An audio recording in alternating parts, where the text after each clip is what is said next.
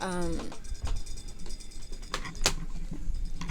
I was actually gonna make a video that was like dealing about like love and shit, because I think that's what I've been talking about for the last like couple videos.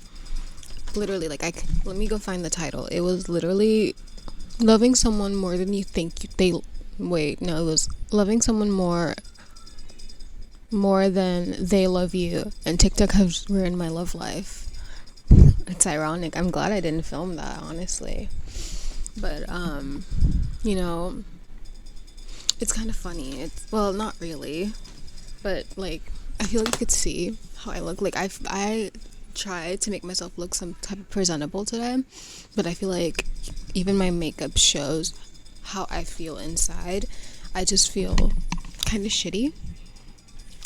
I try to look nice. I put on like falsies, even though I genuinely don't like false eyelashes.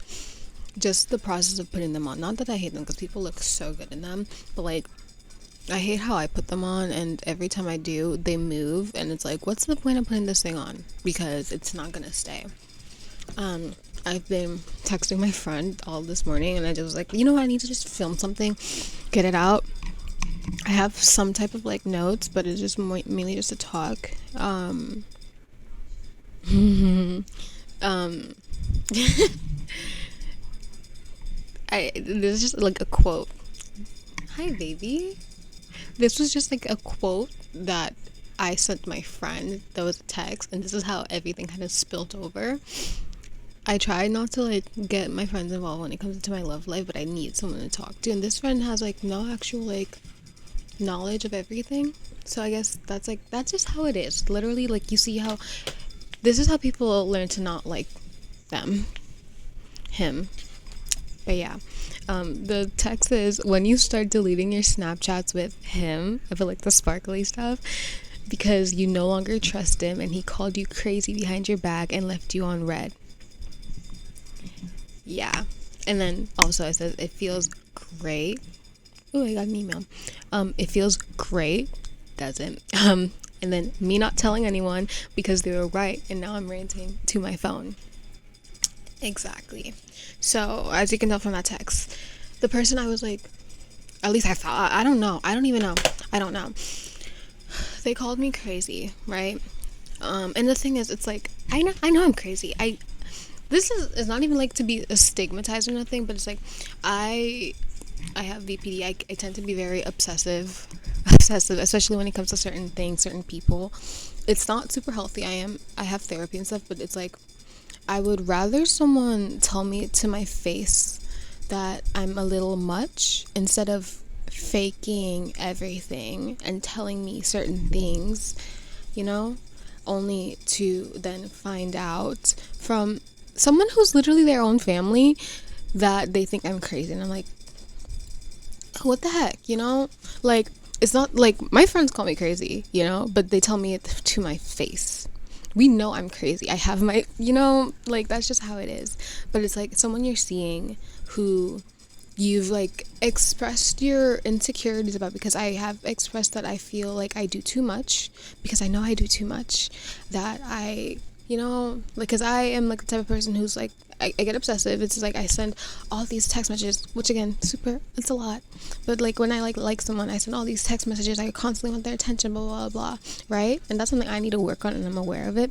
But like when you tell this person that, you kind of don't expect them to like use that against you. And then what is even worse, it's not like they were like put off by it. They were like, no, that's fine. I kind of like it, So it's like, you kind of feel like you were led on, I guess.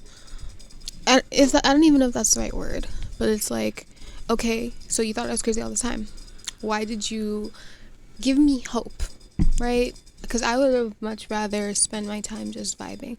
And it's kind of funny because it's like, it's not the first time when it comes to certain things where I feel very screwed over, and I'm not even gonna bother confronting, because it makes no sense. Because every time I even bother confronting, it's just like I get gaslit, or I get fed something else, and I'm like, you know what, I'm just gonna stick to this, because the person who told me has no like, thing to lie to me for. So it's just like, okay, here's what I'm gonna do. Actually, I'm just gonna live my life. Am I gonna keep talking? Not even like, screw the romance stuff, because that's out the window. But I've known this person for years, and it's annoying. So I'm just gonna become the blandest person they know. It's stupid, and it's definitely not healthy, and my therapist would be like, what are you doing? But I'm just gonna become the blandest person they know. I'm gonna like start mirroring them, or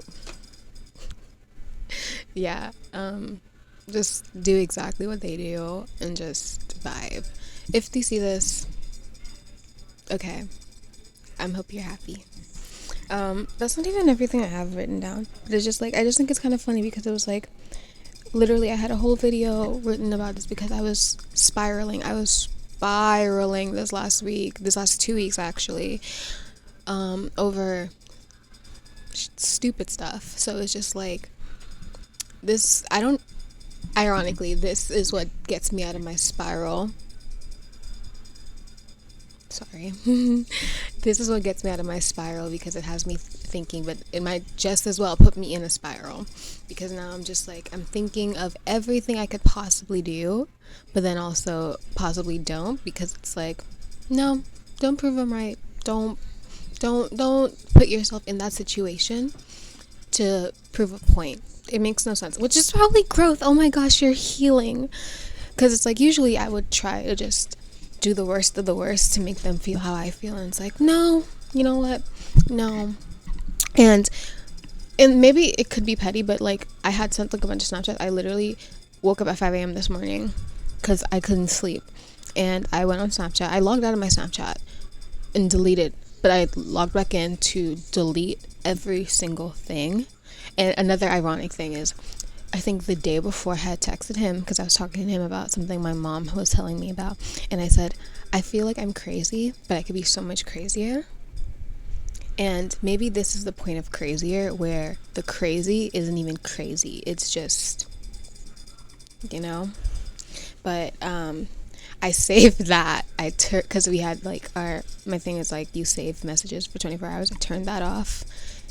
He had seen my messages, but he hadn't looked at anything, so I was like, okay, that's great. Turned it off, deleted like, okay, this is the crazy part, where it's like 100 different snaps. Deleted them. I literally took like an hour, deleted everything.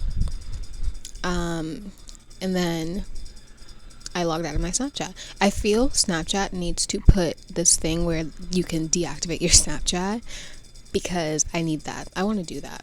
Deactivate. I have my phone on D&D. The people I want to talk to, I will talk to them, because yeah, they make me feel great. But like, phones on D&D, I want to deactivate my Snapchat, my Instagram too, but honestly, it's not even worth it. It's just not. So just like, delete Snapchat.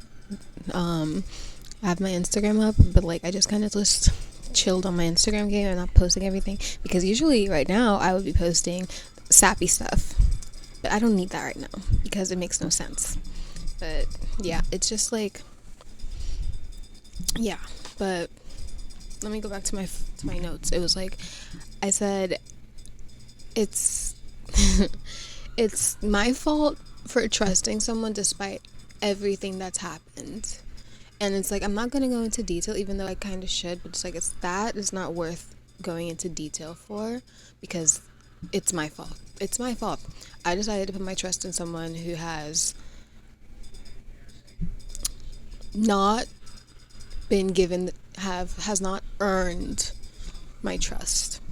And that's what I get, because usually I don't trust anyone easily. I don't give anyone second chances. I don't do any of that.